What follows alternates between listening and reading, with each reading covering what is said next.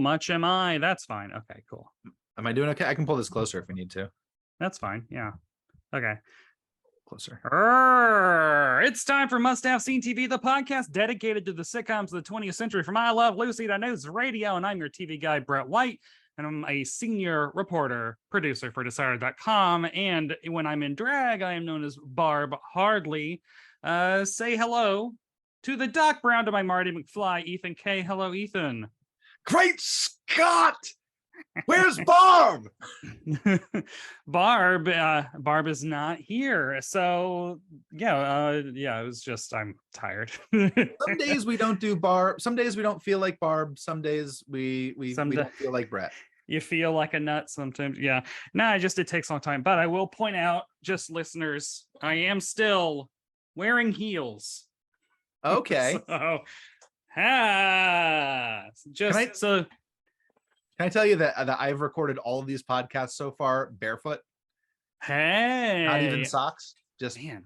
Nope. Not even which is honestly the ideal way to watch television. That's how we live now. Yeah. Whereas I've recorded the other 4 episodes. I am proud of myself for doing 4 straight episodes of drag. I mean, I just started doing drag at the end of June. So kudos to me. Kudos to you. And kudos to the fact that of those 4 outfits that everybody saw on our YouTube channel, on the Must Have Seen TV YouTube channel, they are not all of the outfits that are out there. They're not all the pictures of Barb that are on Barb's Instagram. I have so many. So follow Barb Hardley on Instagram, Barb Hardley, because I still have a lot more looks to wear. And I made the mistake of making an eBay save search for my exact gown size, like vintage gowns under $100, size XL or 32 waist, etc. And there was one that came up today that's very Ava Gabor, and I edited my first drag mix. I did my first drag mashup song that I'm going to perform to, that I'm going to do a number to, and it's a Green Acres number. And so it's like, I really need to, but I'm trying to not spend money anyway. So you're going to need such as the life. You're going to need her income to pay for. I'm going to need that Hungarian heiress income. What are you watching, Ethan? What's the name for this? Must see TV, but that's a thing. Must be seeing TV. Must be seeing. I don't know if you've seen it yet, but Rings of Power on Amazon is so cool. Yeah, I watched it. I watched the first. Well, there's only 2 out, so I watched those. We might watch them again because this is. I enjoyed the movies, didn't really read the books. Megan read all the books, all the supplemental histories of Middle Earth. She can cite it chapter and verse, which she has been doing since we saw those episodes. Wait, so is she into, because this is not a story that has been told before, but all of these characters and the locales and hierarchies and social structures have been apart and been established. Yeah. Wow. So we're wondering, will this eventually tie into something like how Gotham turned Gotham eventually in season 5 got the No Man's Land storyline in there? Yeah. Well, so also this has literally no affiliation with the movies because it's not a Peter Jackson joint. So it's just, So that's what I'm trying to think I feel about. like it honors that material. Mm-hmm. It honors that material in some ways, that visually it's in the same aesthetically. Aesthetically. But we're really enjoying it. I could just watching the regular Lord of the Rings films. I don't care about Galadriel. I don't care about Elrond. Suddenly I'm like, yeah, Galadriel. Yeah, Elrond. Well, they aren't doing much in that original trilogy, I don't think, right? No, people just come to them. Yeah, they just stand around. Yeah, no, now Galadriel's climbing mountains and beating people up and jumping off of boats in the middle of the ocean. I'm like, bitch, you better hope someone comes by. Party barge come by. Elrond challenges a dwarf to a rock breaking fight. Yeah, so there's stuff going on.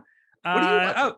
Speaking of rock breaking fights, I watched the first 2 episodes of House of Hammer on Discovery Plus, which House of Hammer? It's the Army Hammer expose documentary about, because he is from a long line of alleged rapists, and content warning for just all sorts of horrible shit on that. Army Hammer. So it's part of a really interesting wave of documentaries and docuseries that are all coming out right now that are basically like, oh, while you were freaking out about everything else in 2020 and 2021, all this was happening. So like, I knew that Army Hammer was exposed as like a horrible, like shady DM sender and like, professed cannibal and really into non-consensual BDSM, which is the not cool kind of BDSM. I did not know that he actually, like, women actually did come forward and accuse him IRL on camera of actual sexual crimes, because our news cycles weren't doing any of that stuff. So it's a wild watch, and it goes all the way back to his great grandfather, who was an oil tycoon. So he comes from like, the people who have a lot of money look up to the Hammer family as like, oh no, those people have a lot of money. This is something out of like a Garth Ennis Preacher story. Yeah. Where they're like some weird family, the Hammer family. Oh yeah, and the name and everything. That makes me, that's what I get out of this. Yeah. That it's a subchapter of Preacher. Yeah, and what else is anything else coming out this week? No, I mean that's what I watched over the weekend. That and Rings of Power.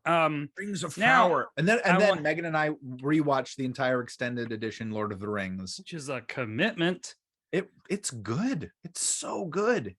Still has anyone re-edited all of that footage into like 45-minute long? Every time I watch anything like that, I'm like, what if you re-edited this to be a TV series in like 45-minute episodes? Because it would probably be what, like 15? It would probably be like 12 45-minute episodes or something crazy. I don't even remember how long Return of the King was, the extended edition, because it is long. Like we just kept watching. We hadn't even finished the first disc. We're watching on DVD, not Blu-ray. And we're like, they haven't even gotten to the battle yet, and we're still just like, we've been watching for 2 hours. Fortunately, sitcoms never last that long. But the sitcom that we did watch lasted until 2002, went 6 seasons. 6 seasons spinning around all the city. I do want to shout out, we have one listener interaction. Kathy Brewer on Instagram said, just listen to the Bosom Buddies episode, and the reporter character was so over the top because he was supposed to be like Geraldo Rivera, which, of course, that makes total sense. There's a really good podcast called 1 Year. And every single season they focus on a different year. They did 77, they did 92, I think, and now they're on 86. And the most recent episode was the Al Capone vault. It was like all about that fiasco, and so it got into all the Geraldo Rivera stuff about like, man, they said like since they had 2 hours to fill, they were doing all this like documentary kind of footage of just like, here's how gangsters lived in the 30s. Here's Al Capone used a Tommy gun, and Geraldo's like, I want to fire the gun, and they're like, we're gonna use blanks. He's like, no, this is a documentary. It's about realism. I want to use real ammunition. So they like gave him the like soft tip, like light and like, I don't know, and ammunition light. And they were like, and the guy was just like, okay, well, just stand here and shoot at that wall in this abandoned gym. Like, do not move.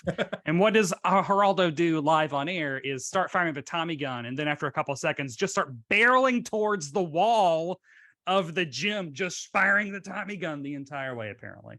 And they're just like, Geraldo was just a loose cannon that you could not control. So that makes total sense. Yeah. I remember he was a big deal in the 80s. Now he's just kind of been a correspondent for a bunch of stuff and bad stuff. Yeah. He was part of that, wave of like Maury Povich and Geraldo Rivera, Phil Donahue, Morton Downey Jr. That talk show host wave of the 90s that just completely disappeared. Like that entire phenomenon is no more, really. It went through a big time in the 90s. You had Jerry Springer, you had Ricky Lake, you had Talk Soup, baby. Yeah, it was a formative comedy influence. And like the Western, it is still around, but Do you? I mean, I guess because we have YouTube and TikTok and stuff now, because all those shows were like, I live next door to clan members, or my boss is always on Quaaludes, or like it was always just wild. My teenager wants to get pregnant right now, like that kind of stuff. That was a regular thing. Yeah, I'm gonna say mid 90s. Yeah, I'm 16 years. There's that one infamous clip of like, I don't want to have one kid. I want to have 1, 2, 3 kids. I'll buy them all the Beanie Babies they want. Like, I can't remember. I just remember. Yeah, it's probably problematic in retrospect. But anyway, hey, this is actually the era that we're traveling to, because this week, we'll be traveling to February 23rd, 1999. Payback rolled the box office. Angel of Mine by Monica topped the charts, and ABC aired the Spin City episode Back to the Future for Judgment Day. Ethan, you must have seen Back to the Future for Judgment Day before today. I have not, but I did see some Spin City when it was on. It was a time when I was watching TV. Spin City. I never watched Spin City because I was an NBC. Like, I had brand loyalty. I had network loyalty at this point.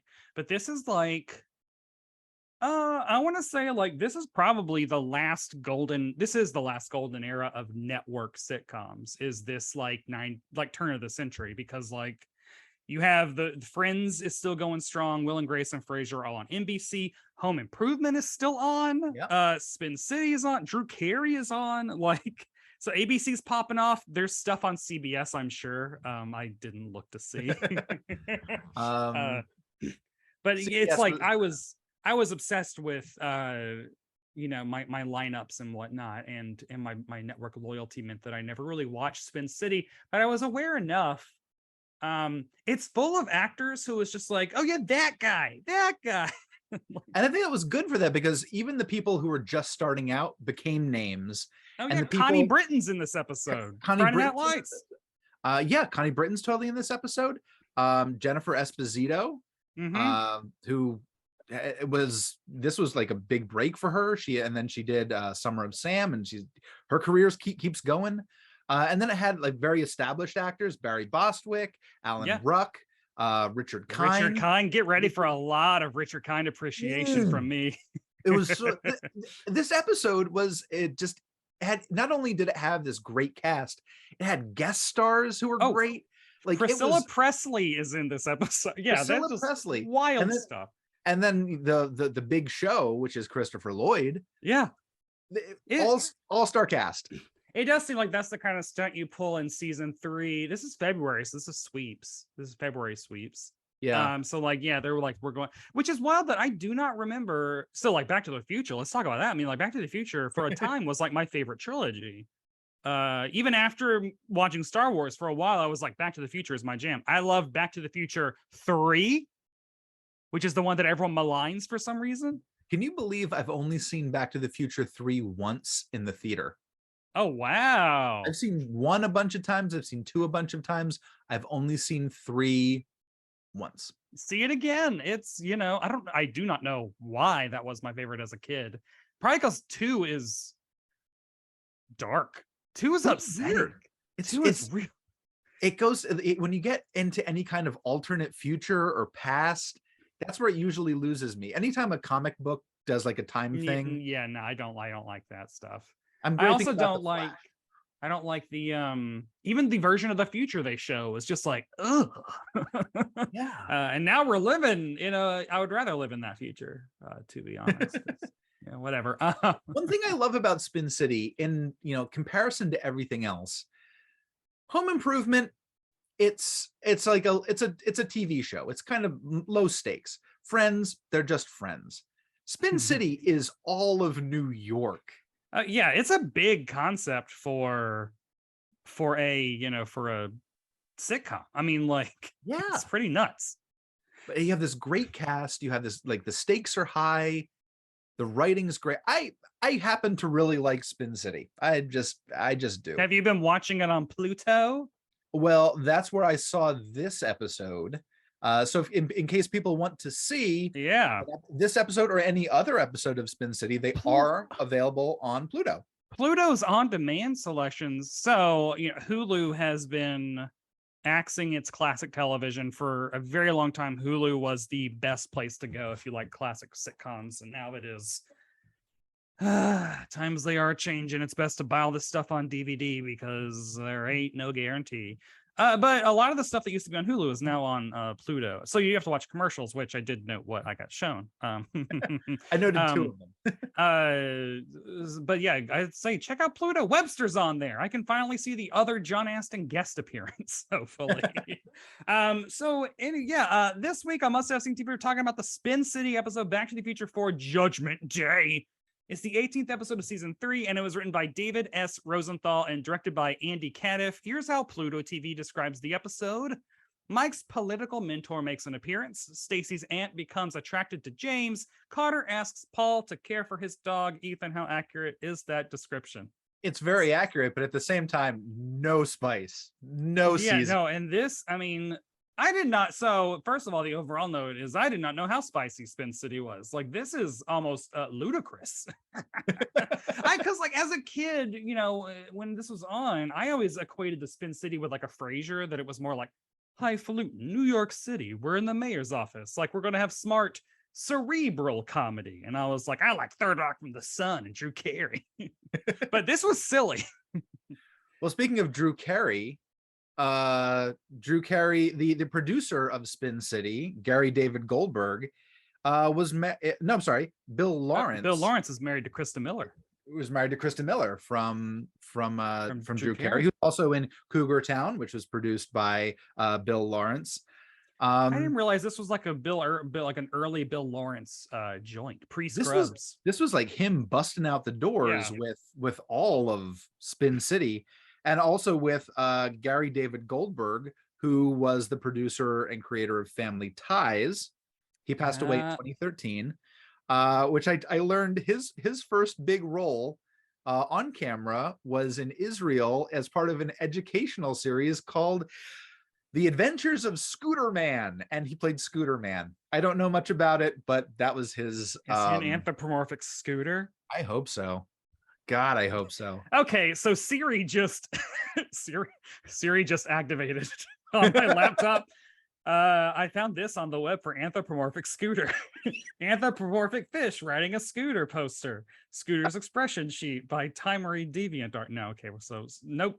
I did not even know Siri was activated on my laptop because I don't use Siri. I'm not a Siri person anyway. So Gary David Goldberg, you know, big name in television. He did a lot of he did Brooklyn Bridge, which is kind of like a kind of a forgotten show. But he later he got named in an age discrimination lawsuit. Okay. If we like to bring up some scandal, it may not be Army Hammer eating. Yeah. So far, people. This is like nothing.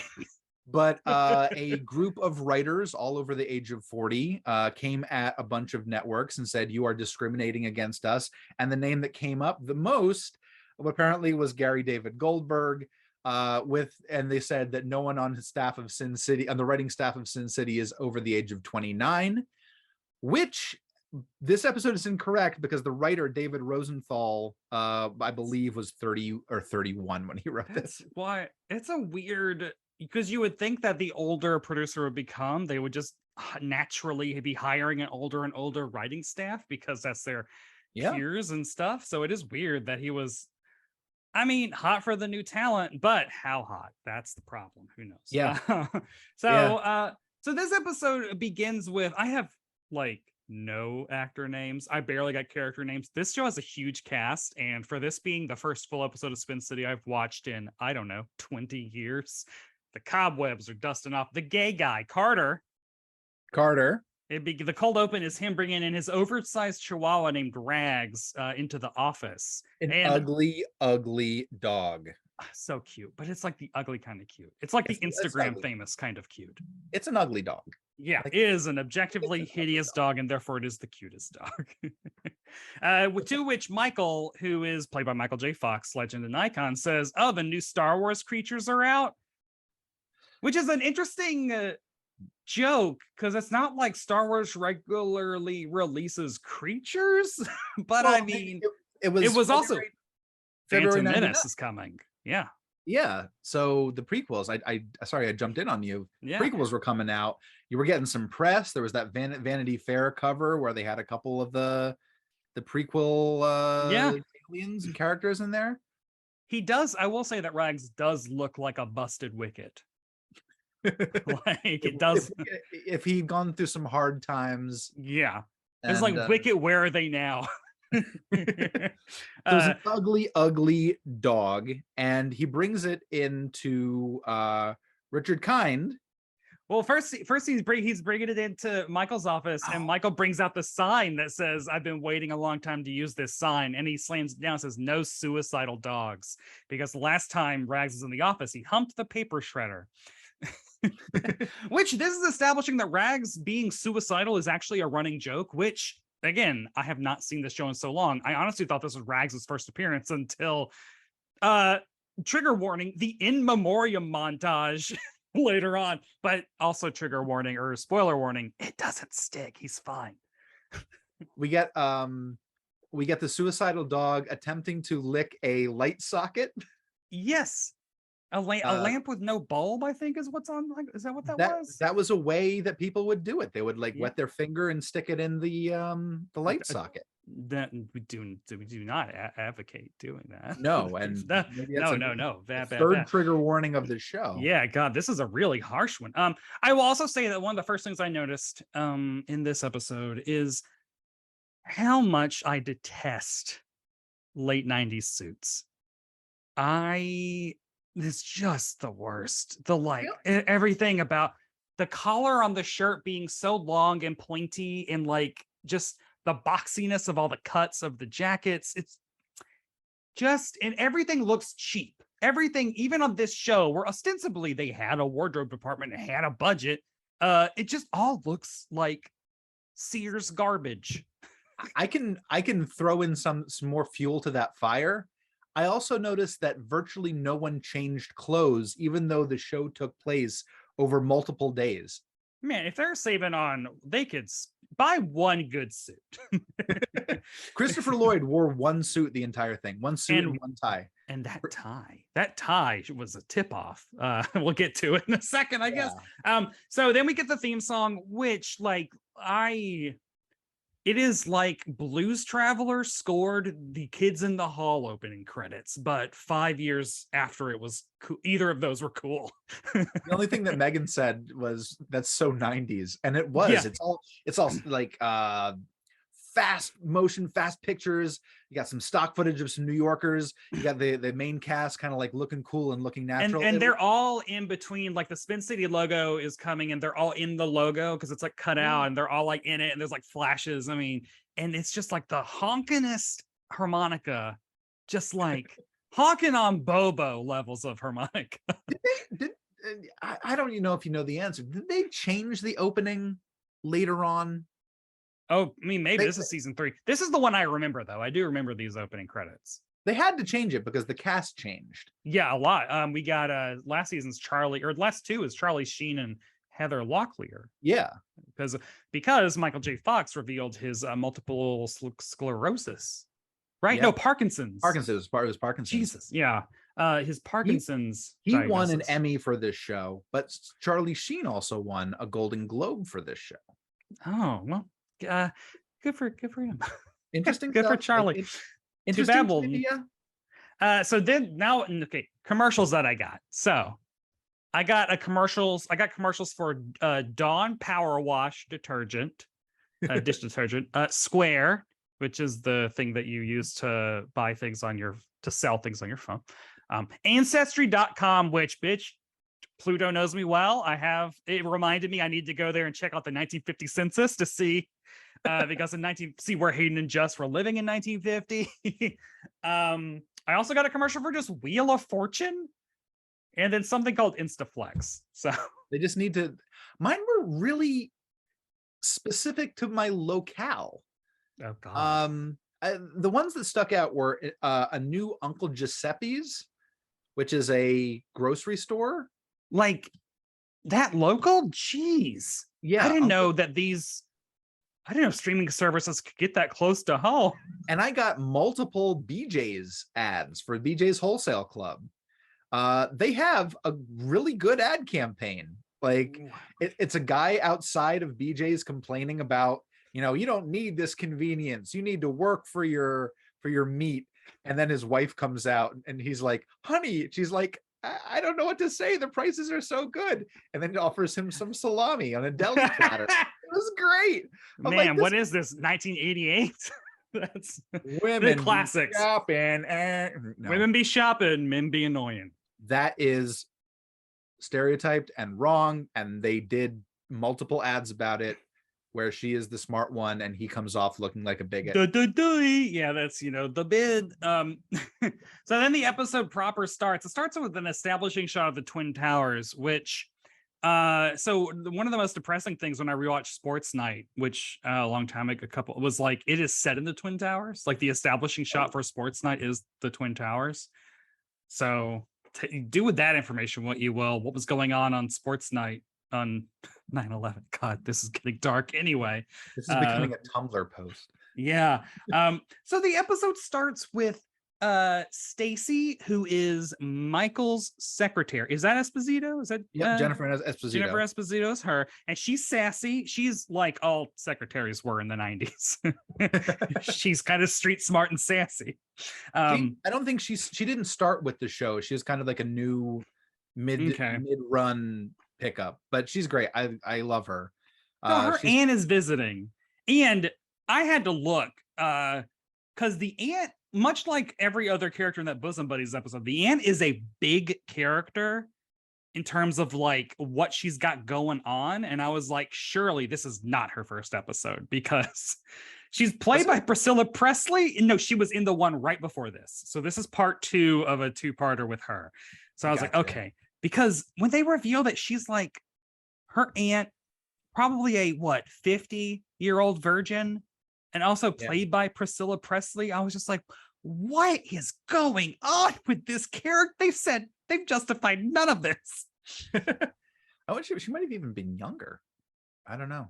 Yeah, that's the other thing, is like she looks the same age as Jennifer Esposito. I was like, aunt, did I hear that correctly? Yeah. So now I need to watch the episode before this.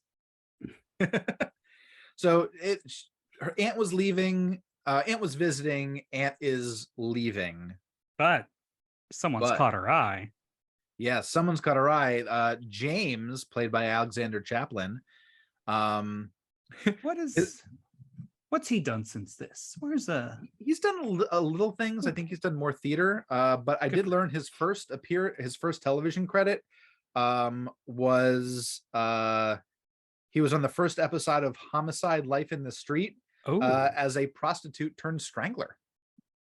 He was a prostitute turned strangler. Hell yeah. Good for him. And well, he's also kind of a stripper in this episode. In this episode, he's a bit of a stripper. But this also reminded me of how like the cast is huge and they really hit like all of the archetypes. I mean, I almost wonder if you could map them onto news radio. There's because like then you got the nerd, you got the sociopath played by Alan Ruck. And you got like the uptight kind of like proper guy, the Carter. You got the weirdo Paul, Richard Kind. You got the sassy secretary played by Jennifer Esposito. Yep. Then you got like, I guess she's probably like the more like the leading lady, cool girl, which is the Connie Britton character, which we don't see much of in this episode. It's like they really do hit all of the tentpoles of the late 90s sitcom cast. I love too that everybody is a great character. They embody these roles so well. Everybody's funny. Everybody's got jokes. Like and you're watching these characters that you've seen like for forever. Barry Bostwick. Rocky Horror, man. Got Alan Ruck, Ferris Bueller. Which I learned he was 29 when he was in that. Oh, and now he's on Succession, and he's like deceptively old. He's excellent though. He's like the same age as Brian Cox or something. Like, I mean, they're both in their 70s. I think. I think he's all amazing. Wild. I can't stop. I have to stop gushing over the cast because I just thought it's a good cast. I mean, it's good. Like you have Michael J. Fox, and you could stop there, but they're like, no, let's actually like build out a really good supporting cast around this icon and who shows up then is Michael says that his old political mentor Owen is coming by. because he taught him how to like spin and like motivate, and which he says like, so guys up, go get ready. It's a fun undercut. There's a I don't know how well we're describing this episode. There's a very nebulously defined project called the Millennium Project. Because Millennium kids, Project. because Gen Z, the Millennium was a big deal. 1999 going into 2000, you had Y2K to worry about. You had is the world going to end? Yeah. My sophomore year of high school was 99 to 2000, and our yearbook that year was like riding the information superhighway, and it was like black with like purple circuit boards all throughout it and stuff. It's like that. So Brett, I have to ask you, and what were you doing midnight December 23rd or December 31st? December 31st. No, for Christmas Eve, I was no, I had a birthday. I had a couple of my friends, like, you know, my high school friends over at my house. I mean, I'm 16, so we just like hung out in my bedroom, and like we walked around via cul-de-sac or what, like the neighborhood, and then and then midnight hit, and we all looked at each other like, okay, we're still alive, power's still on, cool, go home now, I guess. So all the people in the cul-de-sac were like, it's midnight, people are going to attack the house. There they are in the cul-de-sac. Yeah, it was like the monsters would do on Maple Street. Yeah, they're here. And where were you? Because you were older than me, so you could have gotten into mischief. I was older than you. I was my friend Kyle Torok came down from Wellsville, New York. Here's my old pal from Pirate Theater. I have my Pirate Theater. Oh yeah. And we hung out smoking cigars in a hot tub. My parents have a hot tub. He stayed with us, and it's midnight, and like, oh, it's midnight, great. And then for some reason in Easton, Pennsylvania, fog came down over the city. So my parents live on the top of a hill. The fog came down over the city. So at midnight, suddenly all the lights in the town just seemed to go out. Oh my God, what timing. Oh, it was wild. And then we smoked cigars, and we think we ate meat. Kyle's a vegan now, but I think we ate some meat, and then it was a party. Yeah, and that's what the Millennium was really like, but at the time, oh boy. Yeah. So Christopher Lloyd is here. He's playing a character named Owen, and of course, when they see each other, there's like applause. It's of course a big moment because it's Doc Brown and Marty McFly, and they, you know, it's like stepping back in time. Men like us have to keep looking to the future, like. They threw that out. They had to. It was, like you said, it was sweeps. Yeah, and what I will say is, like, aside from that, like, so I was expecting there to be like a time travel element or like a 50s sock, like just some more of a gimmick to really tie it to Back to the Future. But it's like, aside from those two jokes in the cold open, this part could be played by anyone. It could be played by anyone, but it is great that it's played by Christopher Lloyd. I'm the writer of this one, David Rosenthal, only wrote, out of all the episodes of Spin City, he only wrote 2 episodes. And oh this wow, is one of them. That's so I don't know if how this came about, but he only wrote 2 episodes of the entire show. It feels like this feels like the kind of script that they could write for, like, okay, we got to get somewhere for a sweeps week, so just write a big guest spot with a big character, and then they brainstorm who can we get, and they're tossing around like, we're gonna get the guy that played the dad on Family Ties. No, we're gonna we're gonna get Peter Gross, right? Yeah, Michael Gross. Yeah. So yeah, and then they got Christopher Lloyd. It's great. That's what I'm assuming. So the episode proper begins like with the plot. So first of all, Christopher Lloyd's tie. I feel like that was the tip-off that he is off his rocker, because it is a weird, it's like a yellow tie with a white sun like stretched out to where that it's like an oval, and then there's a human face in the middle of the sun.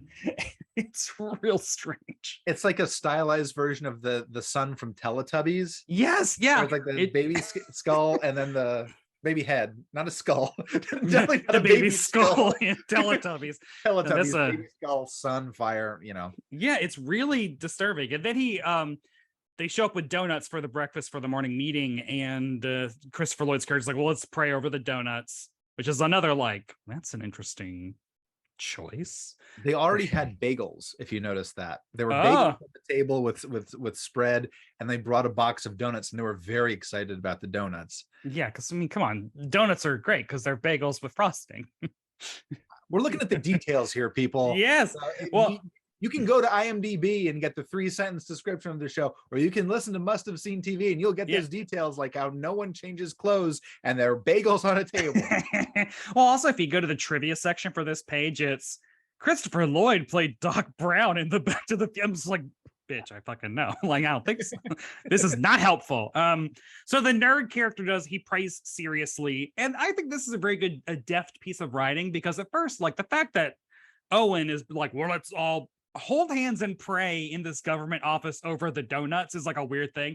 But then when the nerd starts praying very, very seriously, Owen kind of like makes fun of him a little. Like he kind of like deflates it. It's like, okay, he might be like chill about it. It might have been like a joke, or who knows. Yeah. We don't know enough about Owen. We just know a little bit about his reputation as being a very good political figure, political character. Spin doctor. Spin doctor. Yeah, which is a term that I didn't learn until I was an adult. Then it made that band's name make a lot more sense. So now we get to the scene where Carter brings Rags the dog to Richard Kind, because he's like, I need to hide the dog so that, you know, for the day. And then here's just like the laundry list of medical problems that you need to do, Richard Kind. Here's a bag full of drugs, and I'm going to walk you through each one and how it has to be applied to Rags, the dog that is ugly. And which includes taking ointment and rubbing it on just his rectum, to which Paul says, I'm going to need more money. And this is where I want to talk about the MVP of literally any television program that features Richard Kind is Richard Kind's mouth.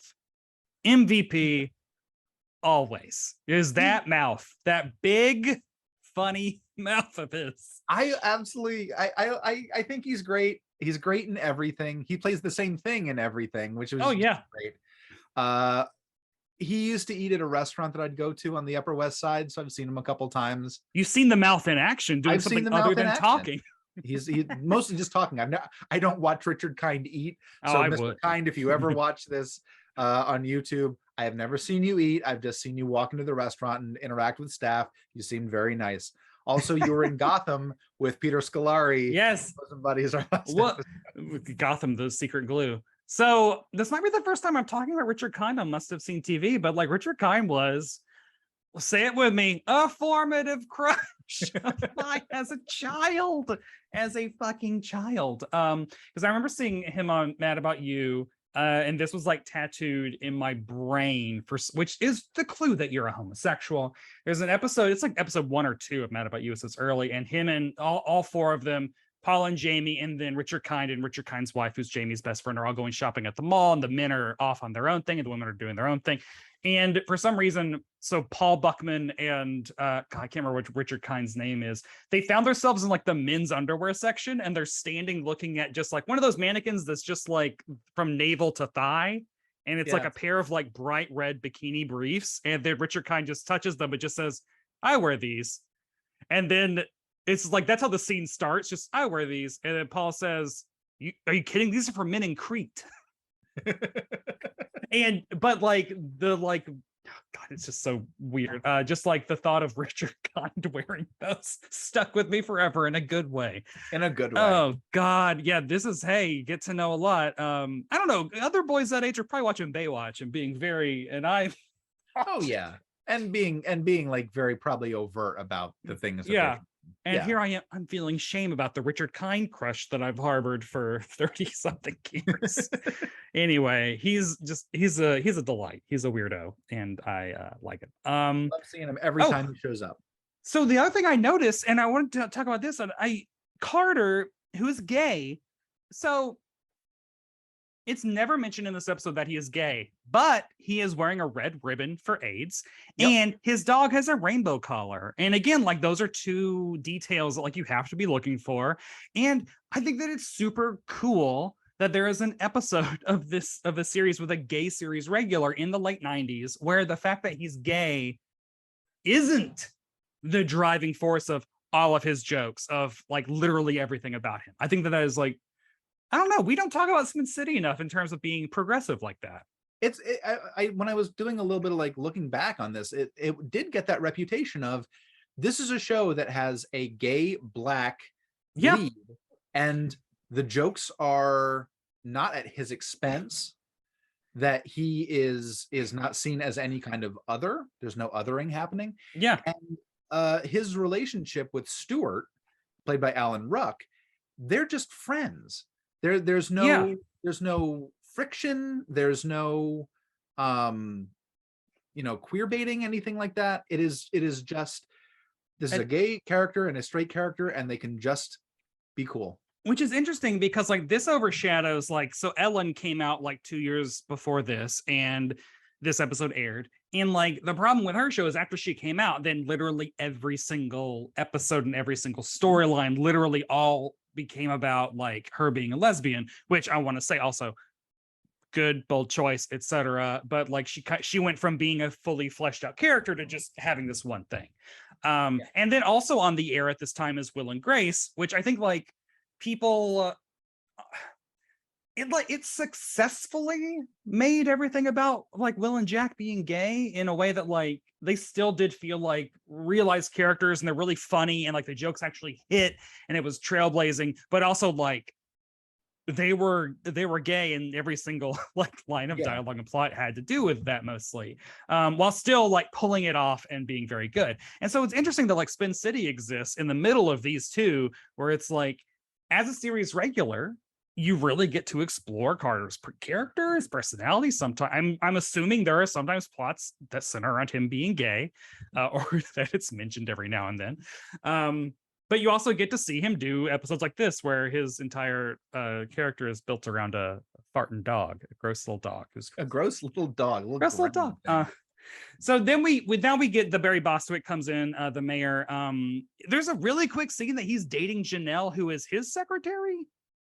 Yeah, I want to say that's probably explored in previous and later episodes. Yeah, like it's kind of like, let's keep this plate spinning while we move on to other entrees. Because this was, this might have been something where the writer, having only written 2 episodes, maybe didn't want to get involved in any of the big season-long arcs. Just wanted to come and do maybe a little bit. Maybe I don't know if he wrote the episode with Priscilla Presley that preceded this one, but kind of like get in with those sweeps episodes. Priscilla Presley's here, Christopher Lloyd's here, and then like not like acknowledge that yes, Michael J. Fox and Connie Britton are dating, and that's Barry also Bostwick another. and Victoria Dillard are dating. It just hit me. Do we need to explain who Priscilla Presley is? Because I mean, like, that is the thing that like we being our age are like, yeah, Priscilla Presley, Elvis Presley's daughter. She was married to Michael Jackson for a hot second, right? No, that's Lisa Marie. Priscilla was Elvis's wife. Oh my gosh. Yeah. Geez, I think I need to have it explained to me. Now, Priscilla was Elvis's wife. Yes, mother. Michael Jackson's mother-in-law for a hot second. She kind of got out of his shadow a little bit by doing the Naked Gun movies. All right.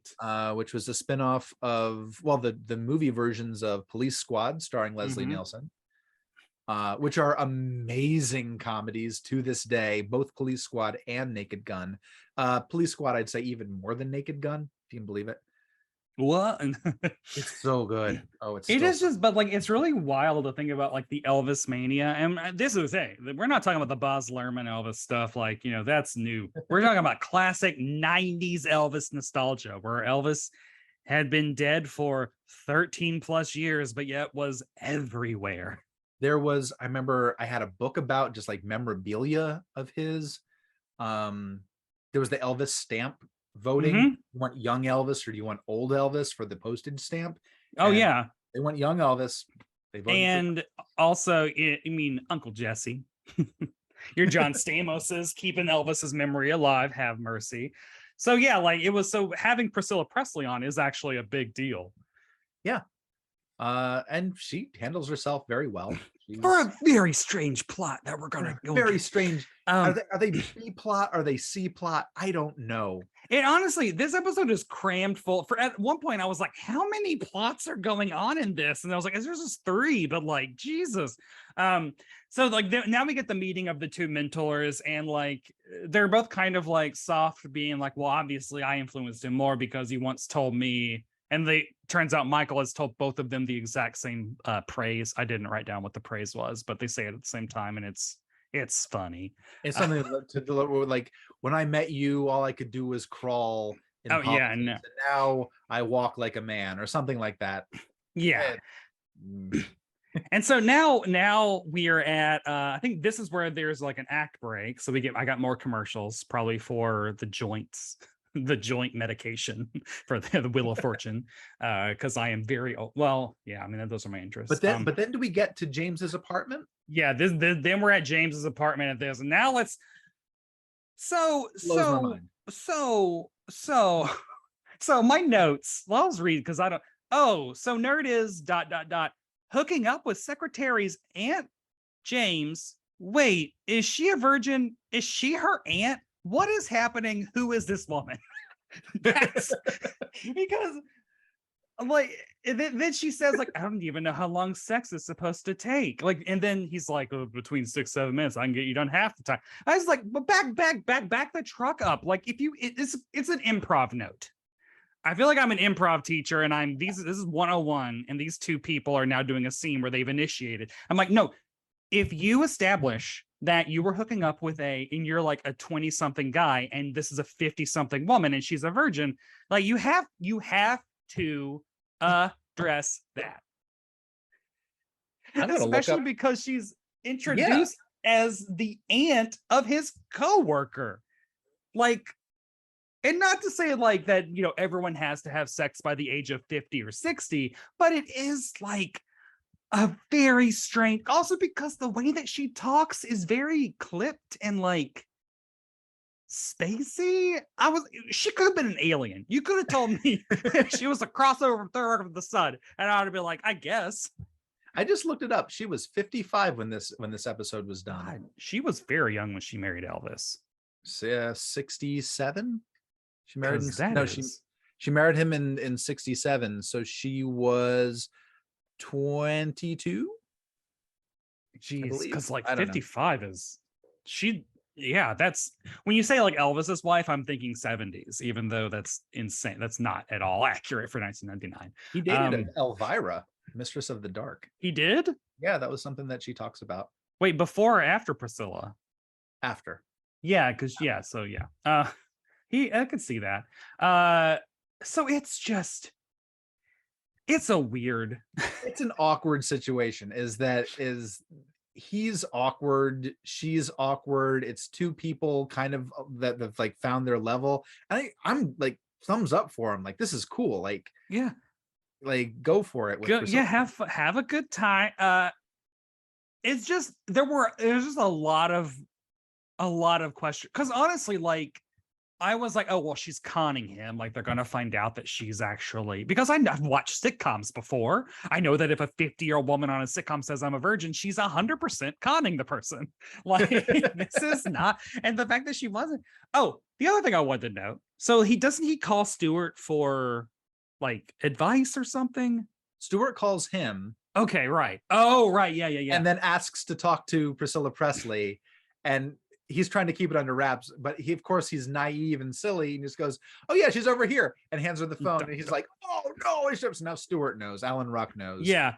And so while Alan Ruck is on the phone, he's getting a massage at work by unnamed extra.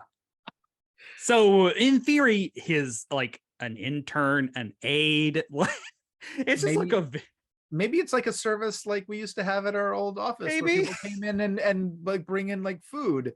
Maybe they give in massages at work.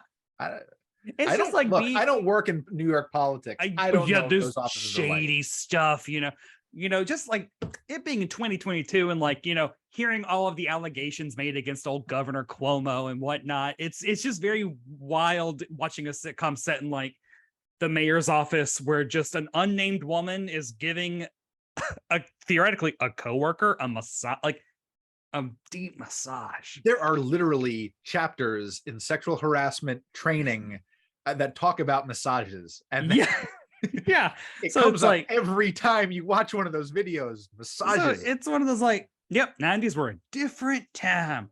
It goes to show that Alan Ruck is a seedy, yes, scuzzy. he's a John Larroquette. If you watch Night Court, he's a John Larroquette type. So now the next scene is between Owen and Michael, and that's where we find out that Owen is he's like super religious. And I like Michael J. Fox says, I thought I would find religion when I'm older and looking to cut a deal. It's a good line. Good line. But Christopher Lloyd says that he is the Messiah. He is the one. He is he. Yeah. And it's like, oh no, there's no stepping away from that. Is that something that would happen more at the end of the millennium? That you get, I don't remember it happening. I remember like news articles and various things, but like people coming around and saying like it is the end of the age. Yeah, well, I mean, I know myself, so I know that Busta Rhymes thought that the world was going to end. I remember reading a Rolling Stone article. I don't know if it was like a quote roundup of like, what do the top 40 stars say about 2000? But I know that Busta Rhymes was like stocking up on canned goods. It's always stuck with me. But he probably said really, really fast. But I was so good at that. Yeah, I was worried. I was worried about the apocalypse. Same thing happened in 2012. I just am a worrier. Well, and also Heaven's Gate was a 2000 thing. They thought around, that was going to be the. I think it was around then. And David Koresh was how many years before that? Yeah. So, Christopher Lloyd Owen is just riding that train of like 2000s coming, and I'm the Messiah. So he sprinkles some like holy water on Stuart because he's like a dark soul or something. Like, does he say like he's evil or I did write that this is a perfect part for Christopher Lloyd, which is why I said like this could be written for anyone, but it is perfect for Christopher Lloyd. Knowing how he played it in Taxi. Yes, because I was thinking this is very Reverend Jim. We also have the most shocking scene of the episode before the next act break. Which is Richard Kind is rubbing the tummy of Rags. And I literally, again, so here are my notes. Richard Kind rubbing a tummy. Love this. Okay, now he's rubbing it on himself, which impales the dog. WTF? Like, so this little scene goes to put that in narrative sense. Richard Kind is rubbing the dog's belly with medicine, puts the dog on the ground, gets it in his head, maybe I can use some of this medicine, opens his shirt up, sticks his hand in, starts rubbing his stomach, abdomen area, reaches for more medication because he doesn't have enough on his fingers, knocks a Statue of Liberty off the shelf, which crushes, not impales. I know, like at first, because like it was a pointy thing and it falls down, and like off screen he's like, oh my god, like, and I was like, oh, did he just impale Rags? Like what? That no, he just concussion crushed the dog. Yeah, God, I was like, I did not expect. So, but also, listen, the dog is fine. We'll get to that. It's a miracle, etc. But I just, because that was like, I can't believe they did that. So how does Richard Kind shift the blame? He closes the door. Carter knocks on the door to check on Rags. Richard Kind puts the dead body, which is obviously a stuffed toy. Oh my God, it is the fakest of fake dogs. So fake. It's like drunk history level fake. Like they knew it was fake. They knew they could not fake it. They knew they could not make the fake because they just fully filmed this fake stuffed dog. Like it is so obvious. It's Bradley Cooper with the fake baby. Yeah. Remember that? So God. So what Richard Kind as Paul does is he puts Rags right in front of the door. So, and he says, Carter, come on in. Carter opens the door wide, smacks the dog, and Richard goes, you killed Rags. What? Like, see, now that is the kind of broad, dark comedy I did not think I was going to get on Spin City. dark, but honestly really clever. Like, yeah. And was, good material for Richard Kind. I mean, because he's panicking, and you want to watch Richard Kind panic. Like you want to watch Richard Kind play big. You want him to play big because he's gonna. He's gonna, no matter what. That's great. So now, like the A plot, Owen is like talking about like this is a big responsibility. He's got a to-do list, which is like banish Satan and the forces of evil, build the New Jerusalem, and buy milk. And he keeps forgetting to buy milk. He's also not very good at establishing a New Jerusalem. No, it's not happened yet. He's not done and anything. Honestly, like Satan's still popping off, you know. He also like wants Michael to help join him if he's not too busy. Yeah. It's this, but he keeps getting like asked about this Millennium Project, which has no definition. No, it's you know, are you okay to talk about this in a non-religious way? Yeah, he's like, yes, I can. You know, it doesn't all have to be. You don't know. I mean, it might as well be the Willennium Project. Hey, so the mayor. Oh God, my bones are dust. I mean, honestly, a doctor told me to take like 11 new types of vitamins today. So hi. I hate everything. The mayor asked how he should respond to criticism at the press conference, and like Christopher Lloyd just goes like, "Thou shalt smite," like just super biblical.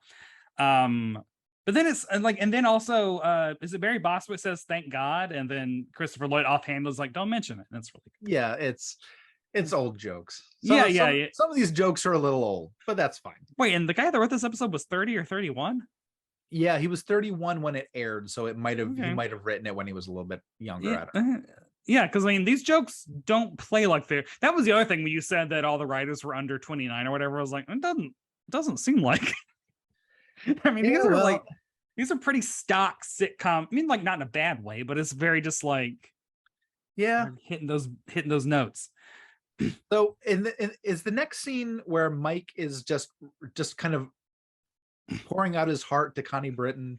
Yes, who also does it. So, like, okay, we've all had Friday Night Lights holds a very special place in my heart. I watched all 6 seasons. 2011 as I was coming out to my parents after being in the closet for a long time, and it was like a really cathartic binge. Well, I hate football, but man, it just like, oh Lord. And then Connie Britton, just like the perfect Southern mom, perfect hair, the huge gold perfect mane. So seeing her on this with like that short Felicity season 2 haircut, like the short curls, I was like, oh, that's Connie Britton. Whoa, that's wild. She didn't have enough to do in this, unfortunately. I would have liked to seen a lot more of her. They had a conversation about like, you know, well, you said you were God 4 times on the kitchen counter last night, but like, you know, sex. They had sex 4 times on the counter. It's not giving her enough to do, and it is kind of kneecapping her a little bit. I need to watch more of the Connie Britton episodes. And then now she did Nashville. She went back to the Southern stuff, but she's like Nashville. We need to do. Have you ever watched Nashville? I've never watched Nashville. There's an episode where a closeted country music singer tries to commit suicide by train railroad tracks. Why are we're like Spin City? Christopher Lloyd thinks he's God, and you're like, let's watch a thing where a guy. I mean, it's also fun. Like, I bring it up because like when that happened, my husband and I just started laughing so because like the show is just like next level. It's a Gotham level, just like. These plot points are wild. We should do like a separate YouTube channel for must have seen TV trigger warning, which is just like those episodes. There's nothing but horrible things happening to people. So we get another scene with the James's. This is the other thing. All 3 of these plots are okay. The dog plot, maybe not so much, but like the fact that we are now going back to James, who is trying to figure out how to sleep with, take Priscilla Presley's virginity. Weird. He asked Alan Ruck, "How many women have you slept with?" And Ruck's like, "Roughly." And he's like, "I don't care how you did it, you sicko." It's like, that was good. I love that. I wrote that line down. I'm like, that's a good line. Yeah, roughly. I don't care how you did it. Yeah, it was really good. But then they tell him to rent 9.5 weeks, which I only really know about 9.5 weeks from You Must Remember This Sex in the 80s podcast series. So I don't really know. I just know that it's a sexy 80s movie. I never saw it. I don't know. But apparently there's a striptease sequence. I mean, we can finish out this plot because we cut to he's rented 9.5 weeks. He's going to do a striptease for Priscilla Presley, but it turns out that he rented. Do you want to say the name? They're all wearing the same clothes that they were 2 days ago. So it's all a little bit smellier, a little bit stiffer. But he's rented, instead of 9.5 weeks, he got 9.5 weeks to learn banjo. He wanted to get the soundtrack, but instead he wanted to, and then he says, I want to do a striptease for you, like in the movie 9.5 weeks. And he does it. And he just ends up wearing more clothes under, like it's one of those things. He takes off his pants and he's wearing boxers that might as well be pants. And he takes off his shirt and he's wearing a t-shirt underneath it. So he's got multiple layers on. This is planned, or this was just the sitcom conceit of, when someone takes off their clothes, they have to be, obviously not naked. Yes. I'm really glad that we as a society though have moved away from the huge parachute boxer shorts that were so popular in the 90s, where it's just like, that's too much fabric. That's too much fabric to be putting under literally anything. We saw the same pants, white gigantic boxers, in Bosom Buddies last week. Yeah. It's a trope at this point. We've moved on. So he does a weird fast striptease to banjo music, which, credit to James, the actor. That's a fun little bit of business he gets to do, fast striptease. But Stewart has told Stacy about this. She comes in and just like, is she her aunt's guardian? I don't think so. I don't think there's Priscilla Presley is just a naive girl from out of town who was married to Elvis in real life. Who was married to Elvis? I would love it if I go and watch the episode before this and they also just don't explain it. Wait. So if they did a couple, literally only 2 Back to the Future zingers in this one, there's probably one joke about Elvis or the King. Oh yeah. Yeah, the previous episode is a New Year's Eve episode, so there's probably something. So like back in the A plot, the mayor. Oh, I did like this. Early on, Owen says that like one of his always his strategies was like, you pick off the weakest one, give them a weird nickname, and just make fun of them until they drop out or something. And then he inexplicably calls Michael J. Fox Snack Pack. Which I like, because then in the later in the scene when the mayor's walking to the press conference, he calls Michael J. Fox Snack Pack. And I was like, I like that. Do you want me to go with the deepest detail that I noticed in this? And it's about snacks. Oh yeah. Is that there's a scene where 2 people, Michael J. Fox and Christopher Lloyd, are at a snack machine, and to get by the copyright laws, the snacks in the vending machine are N&N's and Starburst and I think Dorito. Do they have like electrical tape over random letters, or do they actually? Yeah, pretty much. Yeah, I love that. Which you probably didn't notice that on your CRT television back in 1999. Now things are in ultra high def. You can notice Starburst. Yeah. So I didn't understand. I don't know if my attention was drawn elsewhere or what, but I didn't understand so they go to the press conference, they open the door, and it's just the final supper, and Christopher Lloyd is standing in the center between a whole bunch of men in suits who are like posed like the apostles. What is that? And then they ended the scene. They ended this like there was no, and the other thing is like none of those men were moving, and none of them were. They didn't linger on it though. It was just kind of like they flashed over to it. I'm like, oh, cool. And then they like flashed away kind of quickly. It didn't, the joke did not hit, gentle reader. It was a setup with no punchline, because they should have then asked like the whoever is posing should have just been like, So what do you have to say about claims that the police department will be overstretched during this Millennium Project? Like, actually ask like a serious question, but while like posed like, I don't know, Peter, John, Paul, Like whatever. Is it, you hold very weird. You hold the glove, fingers up. So then we get the rags montage. Yeah, so like Carter is mourning the dog, Reginald R. Ragamuffin III. He's the only dog that could say his initials. And so then they have like so many years of memories, and then it is literally a montage of just Rags licking outlets and wearing Santa antlers and just like all these moments. Like he was a supporting character on the show. 3 seasons worth of Rags. Yeah, there's so much Rags at once. To REO Speedwagon. Oh, I didn't even clock what song it was. Fight this feeling. Oh, right. Yeah. Which is beautiful. Perfect.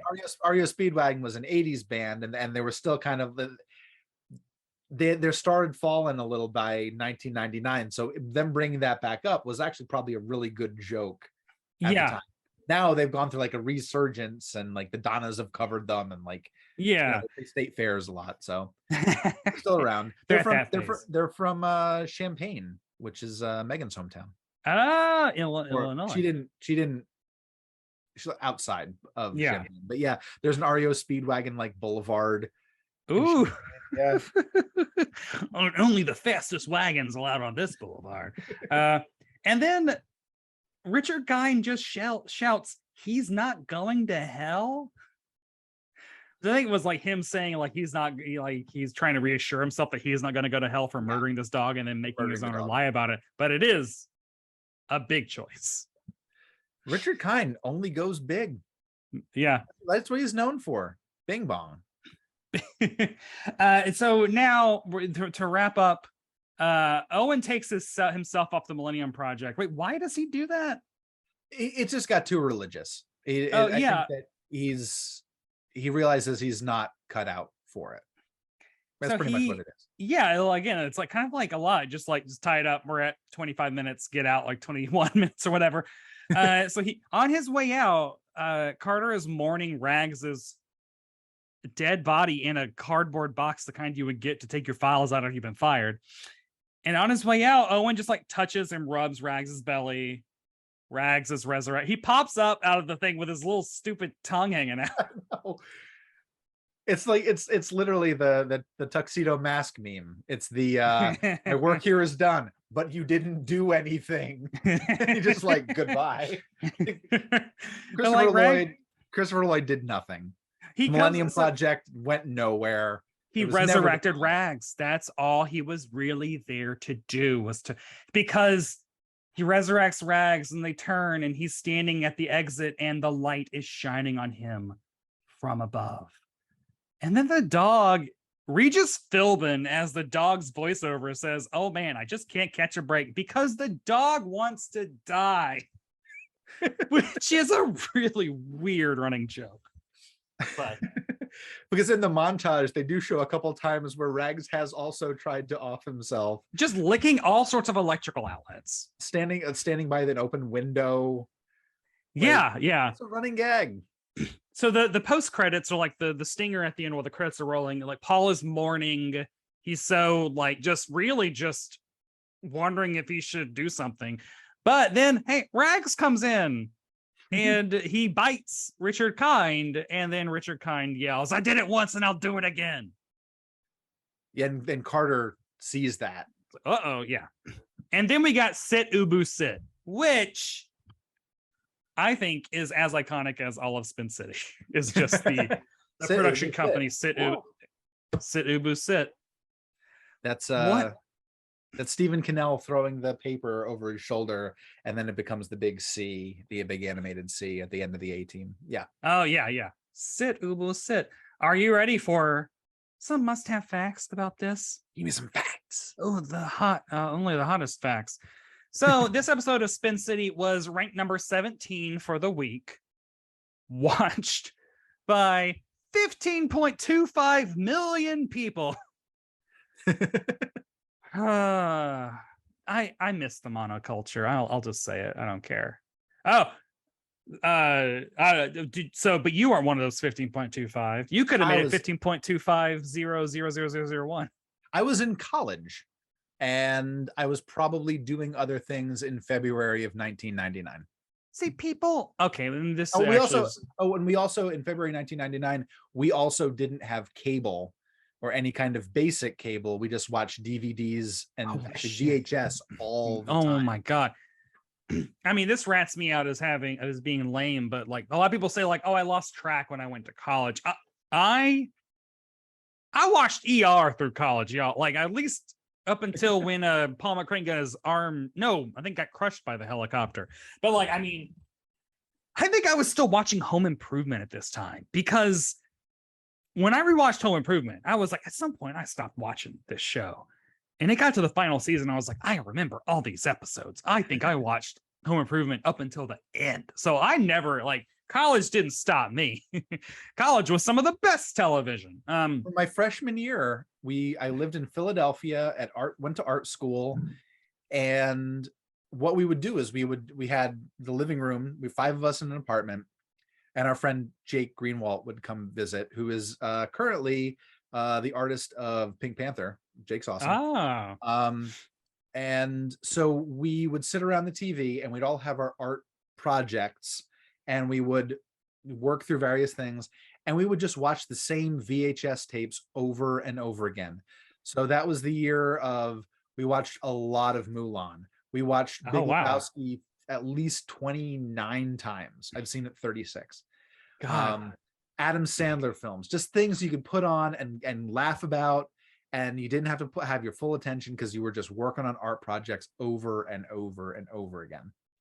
Because this is even before like TV on DVD, like before streaming, like TV on DVD was the thing of like you put in the disc and you just let it go for 4 to 6 episodes, and then you get up at like the VHS, you have to be kind rewind. You have to have the separate VHS rewinder next to the VCR so that you don't have to stop watching anything. We had a West Coast video down one street and a TLA video, but we were so poor that the TLA video required $100 deposit, like a security deposit, and we couldn't swing $100 to rent VHS tapes. VHS tapes. So we'd go to the West Coast video. I've never heard of this before. Yeah, but TLA video, the only times that I went in there was if someone else had an account, or when I met John Waters. He was doing a signing there. So I have a signed copy of Pink Flamingos in a box downstairs. Oh man. So the top 5 shows that aired this week of television. Number 5 was the Grammy Awards. Number 4 is something that I think you're going to have a lot to probably say about, is the 1999 version of Alice in Wonderland that aired on ABC. Oh, yeah. The Martin Short version. Yes. Then 3 was Frasier, 2 was Friends, the Pivot episode, and number 1 was ER. So we're still in the height of must-see TV, Frasier, Friends, ER. Ethan, what is up with that 1999 Alice in Wonderland? It was very well produced. I think I would say it might be overproduced, but I think that it did a disservice by being short. Was it not a multi-night event?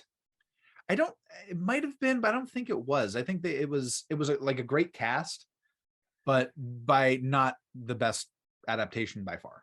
Oh, it looks like it was, because it looks like it's very much in the Merlin style. Yeah.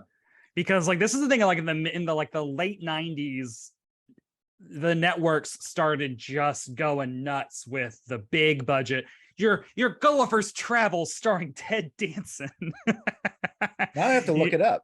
Yeah, your Merlin starring Sam Neill, which I have watched recently as part of my quest to watch everything Sam Neill has done.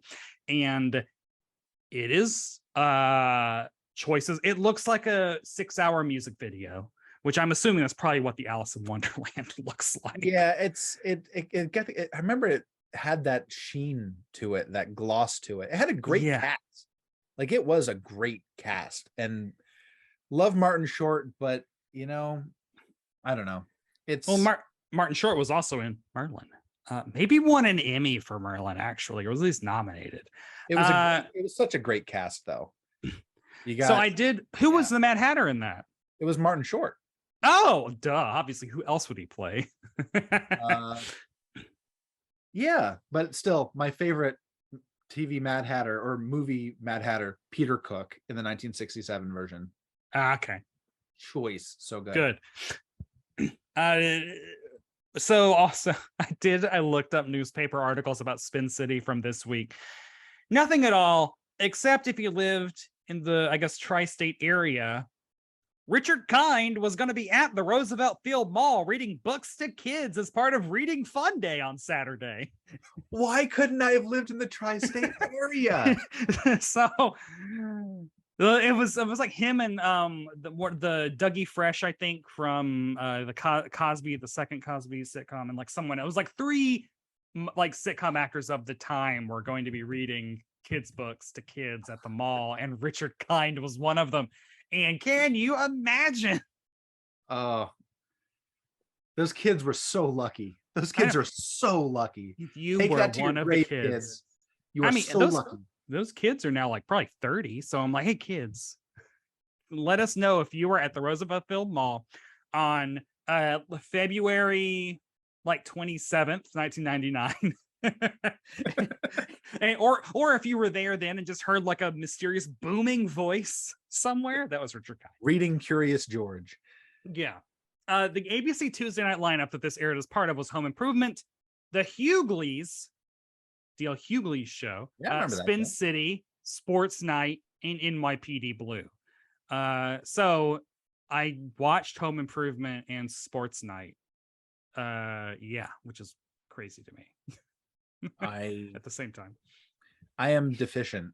I have not watched. I mean, I've seen a couple episodes of Home Improvement because that's regularly syndicated. Oh, it's probably on right now. Yeah. But I've seen every episode of Home Improvement just like dozens of times. It feels like. I never saw. I never saw the Hughleys. I never saw Sports Night. I never saw NYPD Blue. I am deprived. Yeah. Go watch Sports Night. I was in college and starving, and I don't think Sports Night holds up, people. No?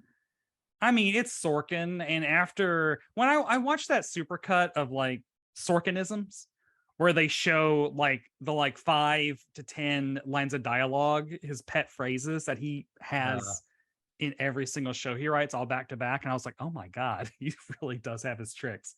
Well, you gotta play the hits. Gotta play the hits. Yeah. Okay, so now what are you watching? On ABC tonight, Spin City is on, or on NBC is Just Shoot Me. CBS has Too Rich: The Secret Life of Doris Duke, just a TV movie. Fox has Guinness World Records, which I believe is probably just people trying to break Guinness World Records on television. And the WB is airing Felicity. I am probably watching Spin City. Oh, real? Okay. I watched Just Shoot Me, and I probably would still watch Just Shoot Me over all of them. Spin City had just such a great cast. But Just Shoot Me had David Spade and Wendy Malick and George Siegel. Yeah. But Alan Ruck, Brian Bostwick, Enrico Colantoni, Laura San Giacomo. I do like that. At this time period, you can either watch one blustery gray-haired dimwit on Spin City or another blustery gray-haired dimwit on Just Shoot Me. George Siegel and Barry Bostwick both playing like kind of the same kind of character. George Siegel has passed away, but we still have Barry Bostwick. I know, and I love George Siegel, and I love Barry Bostwick. He's on a Christmas episode of New Girl that I watch every single year. He was the voice of the mayor in Incredibles 2, which we saw in the theater together. Oh God, yeah. When was that? Incredibles 2 came out of a bajillion years ago. It was the before times. It was. Yeah, I can't. It all bleed. Everything bleeds together. Life is meaningless. Have you been to a theater in the last year?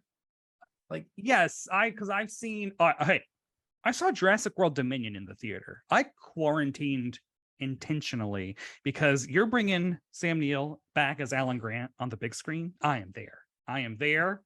I had to have my husband with me. Like, people had to be with me because it was gonna be a ride, and it was right. And now it's streaming on Peacock, and I endorse it. It is the second best Jurassic movie. which is speaking low of all the other ones. A lot of people do that. I do that. They're not good. That's what people complaining about Jurassic World Dominion. I'm like, did you see Fallen Kingdom? Did you see Jurassic Park 3? I didn't see. I've seen the first 3, and then none of the others or the TV series Camp Cretaceous. You're fine. It's like when people were dogging on it, I'm like, this isn't exactly a good franchise. It's a fun action movie with dinosaurs and Sam Neill and Laura Dern and Jeff Goldblum, and I laughed, and it was ridiculous, and it was fine. And sometimes that's all you need. That's all I need. Sometimes that's all you need out of a sitcom is Spin City makes you laugh, and Christopher Lloyd shows up, Priscilla Presley shows up, but you know what? You're having a good time. They don't overshadow anybody else. Everybody does their part. Everyone can hold their own. It was a great episode. 177 users on IMDb rated this episode an 8.5. Higher, lower? I might go a little bit lower with it. How many of it's that also just people wanting to watch Christopher Lloyd and Michael J. Fox That together? seems like it would get an artificial boost just because of that reason. So, I mean, I would say 7.5. I might give it a 7. 7.7. Yeah, it's around in there. Who had the must-see performance of this episode? That's I've already said mine. It's Richard Kind's mouth. I was just gonna say Richard Kind. And he didn't even have a lot to do this episode. It wasn't even an episode about him. No, just the captivating. Honestly, like Michael J. Fox, we haven't talked about hardly at all because he doesn't really have a lot to do in this episode, despite being one half of the iconic duo you're wanting to see reunited. It's Michael J. Fox. He has a natural, boyish, effervescent charm and cool that you love. And it bears mentioning that when he left the show, they did point out that he went to Washington, D.C. to work with Alex P. Keaton. Oh, wow. I didn't know that. It was a little after the fact kind of thing. Okay. But that, because Alex P. Keaton is a nightmare. Like, if you go back and watch Family Ties now, it's like,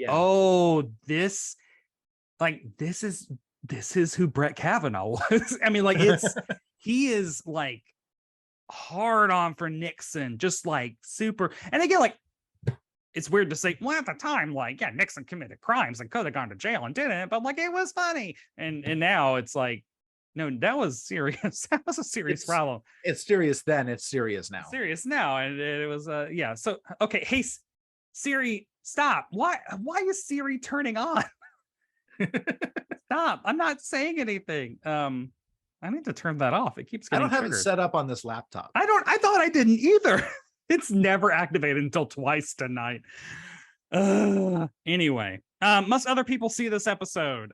I mean, there's probably a better Spin City episode to start with. I'm thinking the same thing. And this is me coming back to Spin City after not watching it for probably 25 to plus years. Like, it was fine. It was funny. I'm sure there are better episodes that are probably rated like not 8.5 on IMDb. Like, you want one that's just the cast, and you want to see the cast. This was very dependent on guest stars, and so I didn't really get a feel for like what any of the female characters like are like. Really, none. I got kind of an idea of who Stacy is. And it's not even like something. This wasn't a show that had a guest star every week. This wasn't. This wasn't a Simpson. Will and Grace. Yeah, where it was just somebody new stopping by. You know, oh, my friend William Shatner's here. They never. It wasn't the kind of show. They didn't have that budget. No. And yeah, so I would like to go see probably like a season 2 episode, one or like late season 2 episode of like just the cast and just Are you saying that I picked a bad episode, Brett? No. Yes. How dare no? Because it's fun. Honestly, seeing Christopher Lloyd again, just an MVP. Go back and listen to. We did. Oh God, Reverend Jim: A Space Odyssey. I think it's the taxi episode that I did. It was like one of the first 10 episodes that I did. So like, A+. Jim is great, and Christopher Lloyd is amazing. And honestly, just an icon. When you think of like all of his movie roles that he did from like what 85 or like 83 to like 93. Yeah. It's just the kind of like untouchable streak that we never see anymore. Just like Back to the Future's, Clues, Addams Family, Roger Rabbit. Like, unbelievably good work. He's in the new Spirit Halloween film. They're making a movie about the Spirit Halloween store being haunted. I suspect that he dies early on because it's in the trailer. Okay, cool. But he's in it. Well, last year he was in a Hallmark movie that also starred Leah Thompson, and it was not bad for a Hallmark movie. It was about a time traveling train. Last year they brought him on that Disney Plus show about all the props. Oh, right. They had some stuff from Roger Rabbit, and he got to react to that. Good. Yeah, Christopher Lloyd assance, please. But yeah, I mean, that is our first foray into the world of Spin City. We'll do more for sure, I'm sure. Yeah. Either where can people find you on the internet to talk about Spin City and only Spin City? Well, now you can find us on YouTube at Must Have Seen TV. Just look it up. You can find me personally on Instagram, EthanK55. I post pictures of cats. I post pictures of goofy stuff I found around the world, and sometimes memes. Yeah. How about you? Hottest of memes. You can find me on Twitter and Instagram at Brett White. If you want to see pictures of me dressed as a woman, you can follow me at Barb Hardly. And you can also interact with the podcast at Must Have Seen TV on Twitter and Instagram. You can also comment on any of the videos that are on YouTube. Search for Must Have Seen TV.